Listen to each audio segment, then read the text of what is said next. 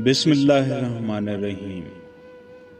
کسی گاؤں میں ایک عورت اپنی شوہر اور 5 سال کے چھوٹے بچے کے ساتھ رہتی تھی۔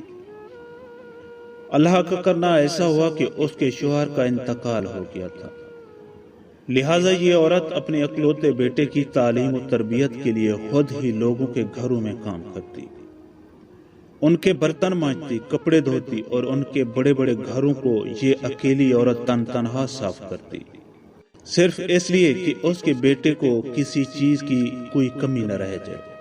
وقت گزرتا رہا اور کئی سال بیت گئے۔ اب اس کا بیٹا جوان ہو گیا تھا اور کسی اچھی کمپنی میں نوکری کر رہا تھا۔ اس کی شادی ہو گئی تھی اور ایک پیارا سا بیٹا بھی تھا، اور یہ عورت اب بڑھاپے کی دہلیز پر دستک دے رہی تھی۔ بیٹا شادی کے بعد اور نوکری ملنے کے بعد ماں کا احترام کرنا تو دور کی بات، اس کے ساتھ ڈھنگ سے بات بھی نہ کرتا تھا۔ اس بڑھی عورت کی زندگی میں صرف اتنا فرق آیا تھا کہ یہ پہلے غیروں کے برتن اور کپڑے دھوتی تھی، اب اپنی بہو اور بیٹے کے برتن دھو رہی تھی۔ پہلے یہ دوسروں کے گھروں کی صفائی کرتی تھی، اب یہ بہو کے ہوتے ہوئے بھی اپنے گھر کی صفائی کرنے پر مجبور تھی۔ تو دوستو، جو بھی تھا، لیکن تھی تو یہ ایک ماں۔ اپنے بیٹے کی خوشی کی خاطر وہ ہر دکھ جھیلنے کو تیار تھی۔ بیٹے کے پاس دولت کی کمی نہ تھی، اللہ کی دی ہوئی ہر چیز اب اس کے پاس تھی، لیکن ماں کو اس نے گھر کے ایک الگ کمرے میں چھوڑ رکھا تھا، جہاں موسم کی شدت کو روکنے کے لیے کوئی بندوبست نہ تھا۔ اور کئی دنوں کے بعد جب کبھی وہ اس کمرے میں جاتا تو صرف ماں کو گزرے وقت کی محرومیاں یاد کروا کے تانے دینے اور لڑنے جھگڑنے کے لیے۔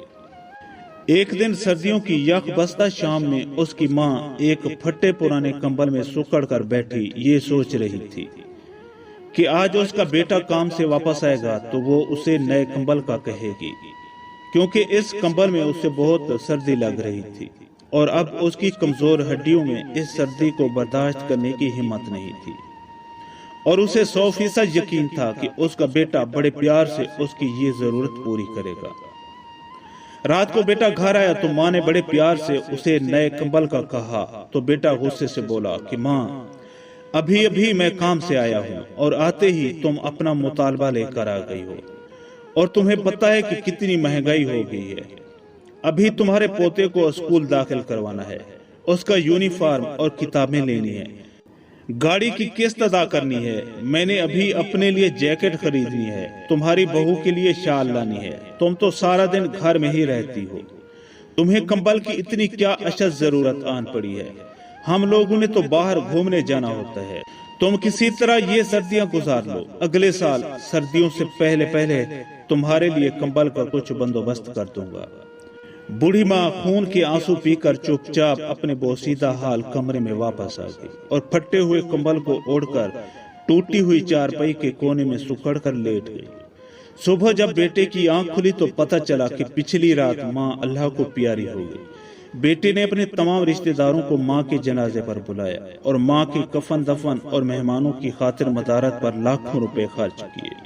جو بھی جنازے میں شریک ہوا یہی کہتا کہ کاش اللہ ہر کسی کو ایسا بیٹا دے۔ مرنے کے بعد بھی ماں سے کتنی محبت ہے، لیکن دوستو، انہیں یہ نہیں پتا تھا کہ دنیا والوں کو دکھانے کی خاطر جو بیٹا اپنی مری ہوئی ماں کے جنازے پر لاکھوں روپے خرچ کر رہا ہے، پچھلی رات 400 روپے کے کمبل کے نہ ہونے کی وجہ سے وہی ماں سردی میں سسک کر جان دے گئی۔ عزیز دوستو، ایسی سینکڑوں سچی کہانیاں ہمارے ارد گرد موجود ہیں۔ خدا را اپنے ماں باپ کی قدر ان کے جیتے جی کا لیجئے، اسی میں مجھ گناہگار و ناعاقبت اندیش سمیت ہم سب کی بھلائی ہے، مرنے کے بعد قدر کی بھی تو کیا فائدہ۔